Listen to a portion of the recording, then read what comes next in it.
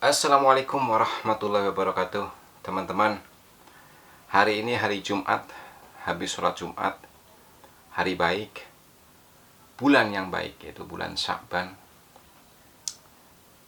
Ya, 13 hari lagi lah kita memasuki bulan Ramadan. Marhaban ya Ramadan. Hari ini saya pengen cerita sebuah rahasia yang saya pendam hampir 20 tahun, 19 atau 20 tahun. Itu sebuah cerita yang berkaitan dengan kejadian akhir-akhir ini.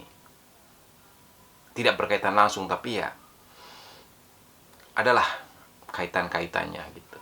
Yaitu bom di Makassar dan penyerangan di Mabes Polri. Ya, sebuah aksi terorisme. Ya, ini sebuah cerita yang hampir saya tidak pernah ceritakan kepada siapapun. Jadi tahun 2002, ya waktu itu saya masih muda, 19 tahun. Oh ya, ini kisah nyata ya. Ini bukan fiksi, ini kisah nyata. Tahun 2002, saya umur 19 tahun, 18 19. Segitulah. Dan saya lagi duduk dengan teman-teman di kontrakan. Waktu itu saya adalah seorang karyawan ya, yang tinggal di kota Bekasi. Saya lagi duduk di hari Minggu dengan teman-teman, 4 orang, teman-teman kontrakan begitu di kosan. Saya 19 tahun, teman-teman saya yang 23, 24, ya segitulah. Umur-umuran segitu. Tiba-tiba ada segerombolan cewek, 3 atau 4 orang, saya lupa persisnya, lewat. Dan kemudian mereka menanyakan alamat dengan senyum yang ramah dan menggoda, ya, pakai jilbab mereka, pakai jilbab. Setelah selesai menanyakan alamat, kemudian mereka permisi ikut duduk, itu istirahat lah istilahnya. Terus teman-teman saya ini, karena kita itu masih muda, kita langsung andailain, kita langsung naik kan, langsung menawarkan minum, ya, es teh, teh botol, begitu gitulah ya. Nah, ngobrol lah kita, ngobrol, singkat cerita mereka pamit dan mereka tanyalah ke kita, boleh nggak ya kalau besok atau lusa kami main lagi gitu. Ya, terus teman-teman saya ini kan sebagian ada yang jomblo loh, mereka langsung menyambut itu, oh boleh boleh. Nah, terus mereka tanya nama, alamat dan sebagainya lah ya, mereka berkenalan, termasuk saya gitu loh. Singkat cerita, kami akrab dengan mereka, si cewek-cewek tuh. Terus mereka seringlah datang ke kontrakan kami. Kemudian mulailah timbul keanehan-keanehan di antara kami. Itu kami ngobrol nyerempet-nyerempet soal agama, ya kan? Mereka itu mengajak kita ngobrol-ngobrol soal agama. Dan sebagian topik obrolannya saya kurang setuju dan saya ngeyel untuk waktu itu tuh. Sehingga terjadilah perdebatan di antara saya dan mereka. Sedangkan teman-teman saya yang lain ini pro ke mereka tuh. Karena teman-teman saya kan ada satu nama, saya sebut namanya Mas Agus, itu sudah akrab lah dengan salah satu orang di antara mereka, katakanlah pacaran begitu ya. Gitu. Jadi Mas Agus, salah satu senior kita di tongkrongan itu, sudah pacaran. Dan ketika ngobrol, cewek-cewek itu memojokkan saya dan Mas Agus lebih pro ke mereka. Kemudian diancamlah saya, kalau kamu tidak percaya sama saya, nanti saya akan panggil ustadz yang ilmunya lebih tinggi dari saya. Itu kata mereka, kalau kamu tidak percaya sama saya, nanti aku panggilin ustadz yang di atas saya biar kamu ngerti gitu. Oke, no problem, jawab saya kan, silahkan aja gitu. Beneran, beberapa hari kemudian malam-malam jam 12 malam ada orang ngetok pintu ke kamar saya. Assalamualaikum, assalamualaikum gitu kan. Dan saya buka, ya ternyata laki-laki umur sekitar ya 35-40 tahun lah, sekitar gitu. Tanya nama saya, kemudian dia menyampaikan tujuannya datang bahwa dia adalah teman-teman si cewek-cewek itu tadi. Dan ketika berkenalan, dia memperkenalkan diri, saya lupa namanya, tapi dia mengaku bahwa dia itu gubernur Jawa Barat gitu loh. Waktu itu kan gubernur Jawa Barat bukan dia gitu loh, sepengetahuan saya. Ternyata apa, di golongan mereka itu, kelompok mereka, Islam mereka itu, kita agama Islam, kita ngomongin Islam ya, itu ada strata jabatan loh, ada bupati, gubernur, begitu. Ternyata itu saya juga baru tahu tuh, dia merangkali sebagai gubernur yang membawahi wilayah Jawa Barat gitu loh. Dan kemudian mulailah terjadi perdebatan-perdebatan tentang agama tuh waktu itu. Alhamdulillah saya datang ke kota merantau punya basic lah sedikit agama gitu kan. Jadi saya bisa mengcounter waktu cewek-cewek ya, perdebatan-perdebatan, meskipun saya dikeroyok saya menang gitu loh.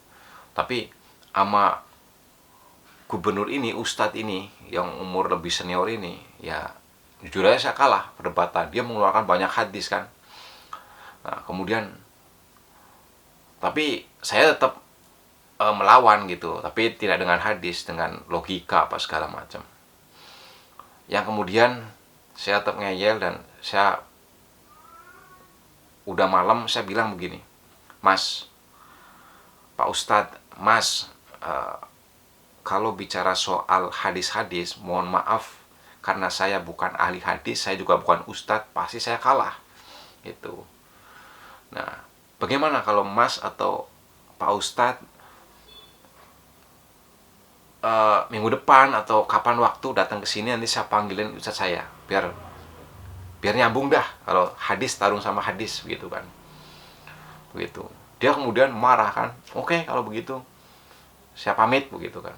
Ya oke, pamit. Saya juga mau tidur karena besok saya mau kerja begitu kan. Nah, dia pulang. Dan kemudian alhamdulillah tidak pernah balik lagi.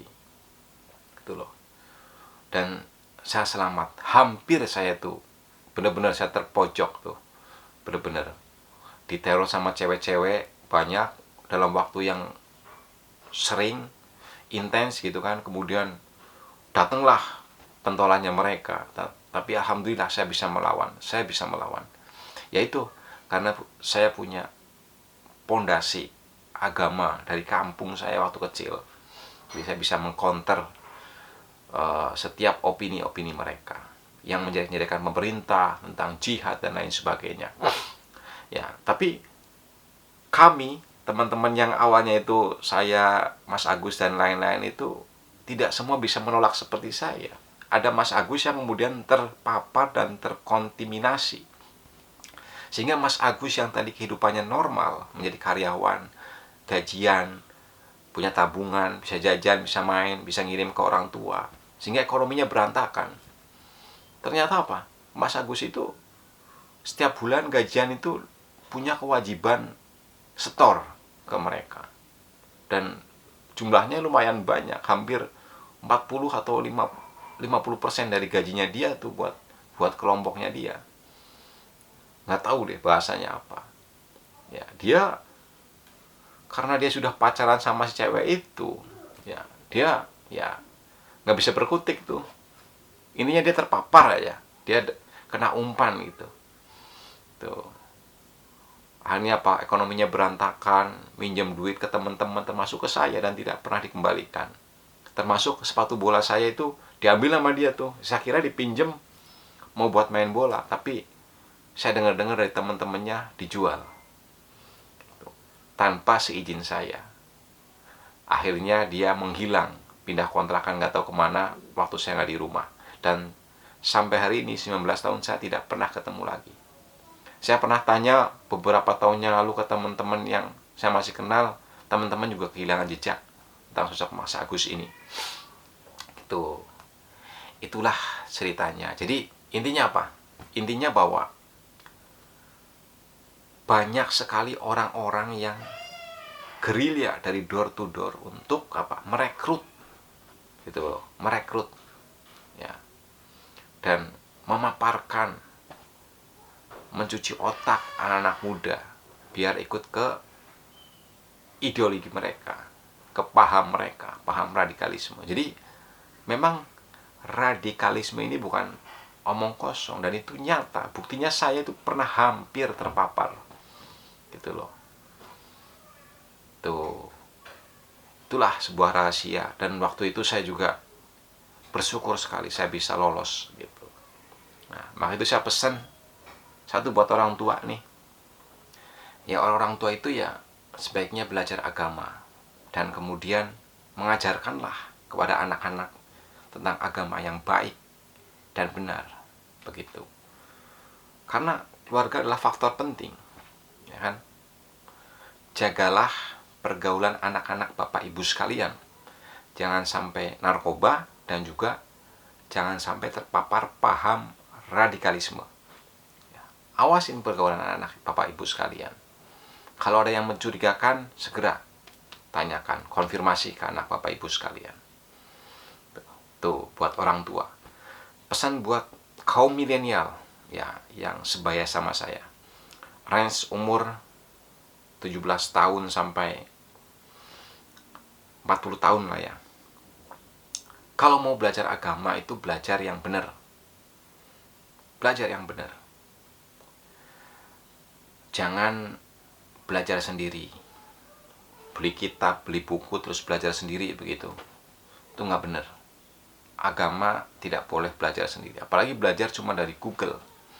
Namanya ilmu agama itu harus belajar sama ustadz yang baik, kiai yang baik, yang sanadnya jelas. Seperti keturunan itu ada nasab namanya, dan keilmuan juga ada sanadnya. Itu loh. Belajar agama yang baik. Kalau agama Islam itu agama yang mengajarkan rahmatan lil alamin, kasih sayang, persaudaraan, perdamaian, itulah Islam. Jadi kalau ada ajaran yang mengajarkan soal kekerasan dan segala macam itu, nah itu nggak benar. Oke? Jadi ayolah, memang kita harus belajar agama, tapi harus belajar agama yang benar, dari sumber yang benar dan terpercaya, yang jelas sanadnya. Jangan belajar agama sendiri. Jangan belajar agama dari Google, gitu loh. Oke? Karena banyak, harus diakui banyak, zaman sekarang itu banyak orang-orang yang belajar agamanya itu belajar sendiri dan cuman dari Google aja. Sumpah banyak. Itu saran buat teman-teman. Terus saran buat pemerintah. Ya. Jadi bikinlah sebuah kurikulum di sekolah-sekolah semenjak dini tentang agama yang baik, biar generasi muda kita itu mengenal agama secara baik, menjadi orang yang jujur, amanah, tidak korupsi. Ajarkan ke mereka bahwa Islam, misalkan kita ngomongin Islam lagi nih, itu Islam itu yang benar seperti ini, damai, cinta kasih, ya kan. Ajarkan bahwa terorisme itu tidak bagus, jelek, ya kan. Bahwa kekerasan itu salah, tuh, ajarkan. Jangan malah pelajaran agama ditiadakan. Nah itu salah. Harusnya justru agama yang paling penting buat generasi kita. Orang pinter banyak, berjibun orang pinter, tapi orang pinter yang punya akhlakul karimah itu yang jarang pada saat ini. Tuh. Nah saya dengar di TV-TV para pejabat ngomong punya program anti radikalisme dan segala macam, tapi jujur aja saya sebagai masyarakat nggak merasa tuh program-program nyampe ke saya, gitu loh. Jadi ayolah bikin program untuk apa, agar radikalisme ini, terorisme ini bisa kita lawan. Ayolah bikin program yang real, yang benar-benar program itu jalan gitu loh, di masjid-masjid, bikin edukasi kepada ustadz-ustadz untuk sering menyampaikan ajaran-ajaran Islam yang lurus, yang benar. Tuh. Oke, itu maksud saya. Jangan malah pelajaran agama ditiadakan, justru diharuskan, tapi ajaran agama yang benar. Gitu. Itu saran buat pemerintah tuh. Terus saran buat teman-teman yang hari ini tersesat menjadi teroris, terpapar radikalisme, ayolah kembali ke jalan yang benar. Antum, ente itu tersesat, ente salah memahami ajaran agama Islam, ya kan? Kalau ente pengen masuk surga itu banyak jalan menuju ke sana, bukan cuma jihad dengan kekerasan. Jihad pun bukan cuma dengan bom dan tembak menembak, itu bukan.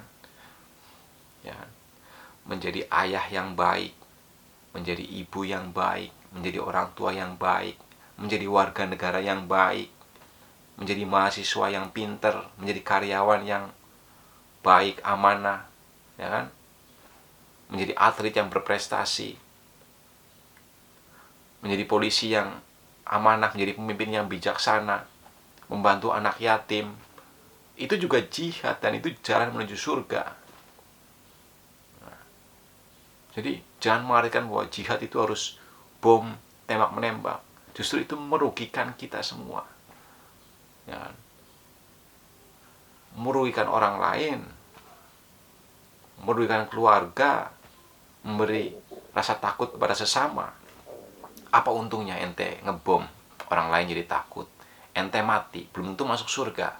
Terus orang-orang yang ditinggalkan keluarga ente, keluarga antum, terkucil, malu dia, menanggung malu karena perilaku ente, ya nggak?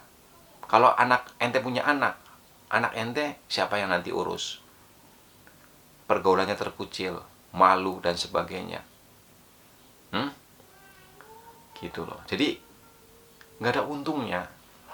Ayolah kembali belajar agama yang benar, bertaubatlah teman-teman. Teman-teman tersesat, kembali ke jalan yang benar. Mari menjadi seorang muslim yang baik dan juga menjadi warga negara yang baik, ya kan? Ente beranggapan bahwa pemerintah sesat, tauhid dan sebagainya. Saya tanya, apakah ada pemerintahan di dunia ini atau pada zaman yang Anda kenal yang sempurna pemerintahan itu? Negara yang sempurna? Enggak. Kita ngomongin taruhlah Majapahit. Orang bilang gemah ripah loh Jinawi. Kata siapa? Majapahit banyak pemberontakan, peperangan. Hah? Pada zaman Singosari, anaknya Ken Arok saling bunuh-membunuh dengan keris Empu Gandring. Hah? Pada zaman Khalifatul Rasyidin, para sahabat itu meninggal dibunuh. Jadi setiap masa, setiap pemerintahan tidak ada yang sempurna. Oke? Nah, sebagai warga negara kita bagaimana? Ya kalau pemerintah kita kebetulan ada kesalahan, ada kekurangan, ya oke, kita kritik, kita kritisi dengan baik-baik. Nah, kalau ada prestasi ya kita puji. Begitu saja jadi warga negara mah. Objektif gitu loh. Kalau muji-muji terus pemerintah, ya itu juga salah. Atau membenci pemerintah terus, itu juga salah. Jadi yang normal-normal sajalah hidup mah. Tuh, jangan selalu benci terhadap pemerintah. Nah itu salah. Ayo Saya ajak teman-teman yang hari ini berpaham radikal, menjadi teroris, berniat ngebom, stop. Stop. Itu salah. Itu paham yang keliru. Itu Islam yang gak benar. Ajaran Islam yang gak benar itu. Karena ajaran Islam yang sesungguhnya adalah ajaran Islam yang rahmatan lil alamin, yang berguna buat seluruh alam, yang mengajarkan kasih sayang dan perdamaian. Oke, kalau ente mau masuk surga, banyak sekali jalan menuju surga yang lebih baik daripada itu. Anda itu, saya kasihan sama teman-teman yang sekarang terpapar. Anda itu korban. Anda korban, Anda ditipu, Anda dibohongi. Bukan berarti, kadang-kadang di masyarakat itu, teman-teman saya, ada juga wacana kalau kita anti terhadap teroris, anti terhadap radikalisme, dikirain kita pro Amerika dan segala macam itu, pro Israel. Aduh, tolong deh, kita nggak usah ngomongin negara lain dah. Kita ngomongin negara kita. Saya pengen negara kita, Indonesia, menjadi negara yang benar-benar aman, tentrem, ya nggak? Negara maju. Perang zaman sekarang itu bukan perang senjata, tapi perang ini nih, otak. Jadi kalau bangsa kita mau maju, harus bersatu, harus belajar menjadi generasi-generasi yang cerdas, unggul, sehingga bangsa kita menjadi bisa menguasai dunia, ekonomi dunia itu.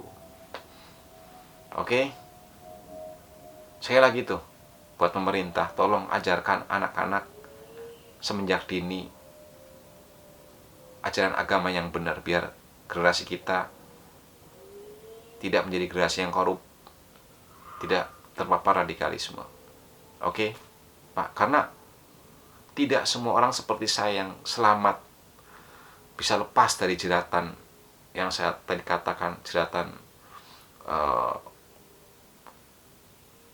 radikalisme itu. Kebetulan saya punya basic agama dulu itu, jadi saya lepas.